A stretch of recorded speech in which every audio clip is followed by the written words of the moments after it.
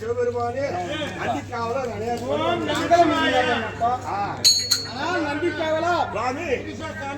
நானும் இந்த திருச்சபையில் வந்த போது நான் யார், என் பேர் என்ன என்ற விவரம் எல்லாம் தெரிய வருமா?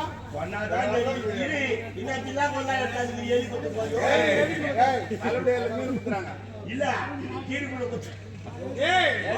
அவரு பார்த்தா அந்த மாதிரியே தெற்கு 1008 அண்டம் 204 புவனம் 14 ராகத்திலும் உள்ள எருமக்கலை 8000 தேவராசிகளுக்கும் பரியாளக்க கூடிய 2011 நேத்திரம் படைத்த பரமேஸ்வரன் என்று தெரிவிப்பார்கள்.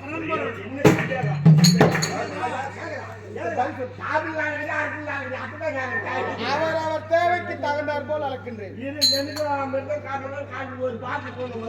கண்டிப்பா காலையில 12 மணிக்கு மேல போ வரும்.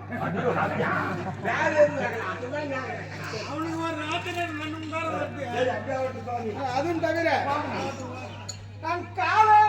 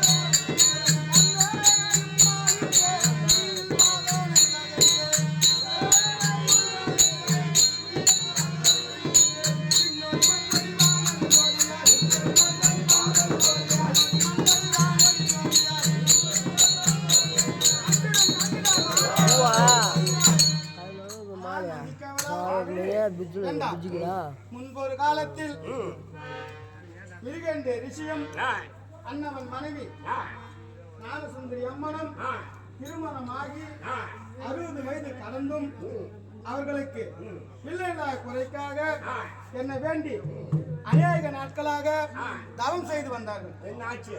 அவர் தவத்துக்கு மெச்சி நானோ மனம் இறங்கி சென்றேன். அப்பொழுதோ ஆனால் மிருகண்ட ரிஷியே, நீங்களோ என்னை வேண்டி அநேக நாட்களாக தவம் செய்கின்றீர்கள், உங்களுக்கு என்ன வேண்டும் எப்பா என்று கேட்டேன். ஆனால் சாமி, தாங்கள் அருளால் சகலமும் பெற்றோம்.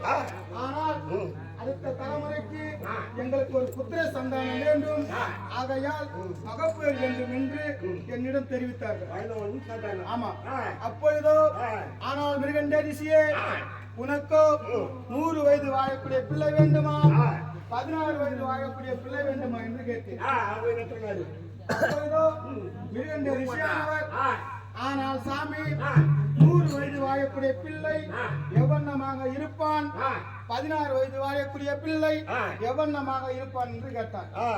அப்பொழுதோ ஆனால் மிருகண்டரிசியே, 100 வயது வாழக்கூடிய பிள்ளை பெரியவரை வணங்குவதிலும் கல்வியிலும் எதிலும் சிறந்து விளங்க மாட்டான் என்று தெரிவித்தேன்.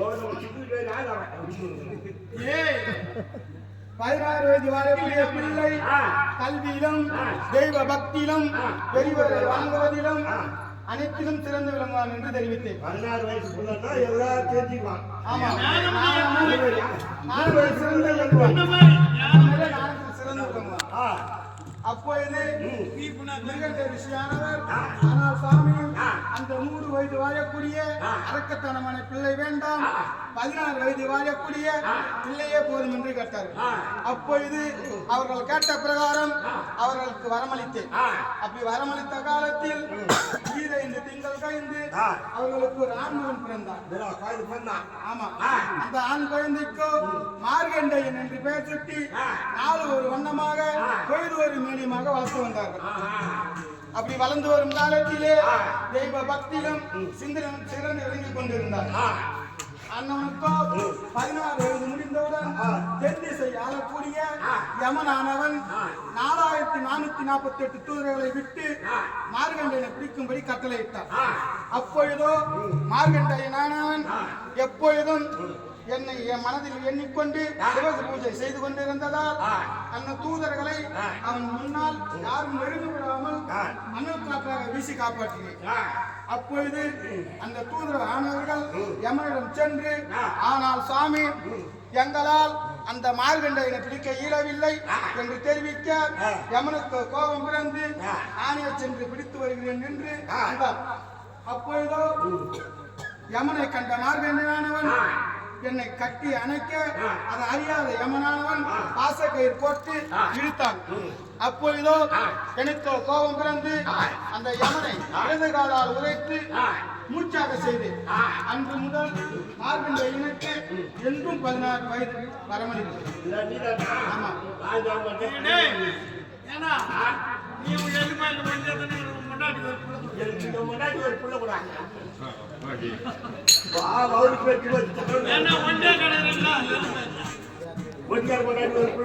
நந்திக்காவா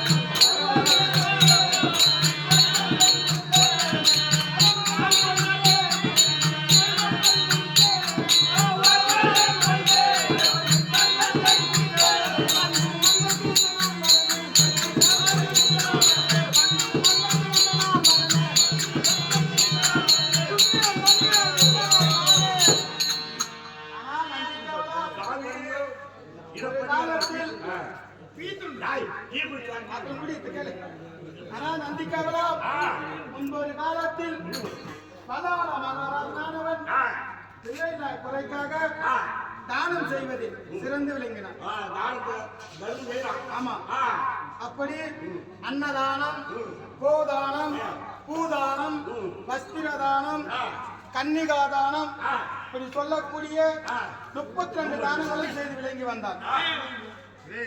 அப்பொழுது அண்ணவன் மனதை சோதிக்க வேண்டி நானும் அவன் வாழ்கின்ற நகருக்கு சன்னியாசி வேலை கொண்டு சென்றேன். ஆமா, அப்பொழுது என்னை கண்ட வல்லாள மகாராஜனானவன் பாருங்கள் சாமி, உங்களுக்கு இன்று என்ன தானம் வேண்டும் என்று தெரிவித்தார். அப்பொழுதோ ஆனால் வல்லாள மகாராஜனே, எனக்கோ இன்றைய தினம் ஒரு கன்னிகா தானம் வேண்டும் என்று தெரிவித்தேன். ஆமா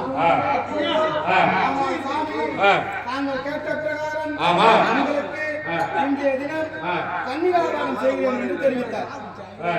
அப்பொழுது அந்த வல்லாள மகாராஜனானவன் அன்னவர் நாட்டில் வாழக்கூடிய காசி வீடுகளுக்கு செல்லும் முன்பாக அவர் நாட்டில் வாழக்கூடிய 12,000 தாசி வீடுகளுக்கும் அவன் செல்லும் முன்பாகவே நானே 12,000 சிவனடியாராக வேஷம் கொண்டு ஒரு வீடும் காலில்லாதபடி செய்தேன்.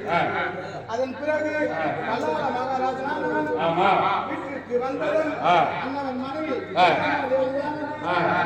சாமி என்றும் இல்லாமல் இன்றைய தினம் உங்கள் முகம் ஏன் இப்படி வாடி இருக்கிறது என்று கேட்டார்.